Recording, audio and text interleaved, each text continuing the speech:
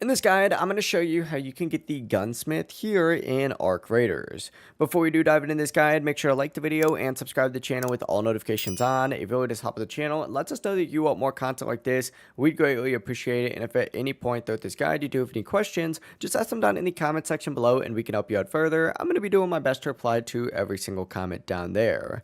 First things first, go ahead and get to the lobby of Arc Raiders. You're unable to do this in-game itself. So get to the lobby, and from here, up in the top left corner of your screen, you're going to see an option for a workshop. Go ahead and select that. And down at the bottom, go ahead and find a little plus icon with the install button above it. Click on it, and from here, what you're going to want to do is, go through this list until you do find the Gunsmith option right here. It should be the third option. However, in the future, there may be more, so just keep that in mind. But selected, and on the right hand sidebar that does pop up, you're going to see all the resource requirements displayed. For example, on this one I need 20 metal parts, and then of course I need 30 rubber parts as well. Once you do have these materials, and if you are having any issues, go ahead and select track resources and it will help you out. But essentially, once you have them, go ahead and hit install, and it's going to create the Gunsmith.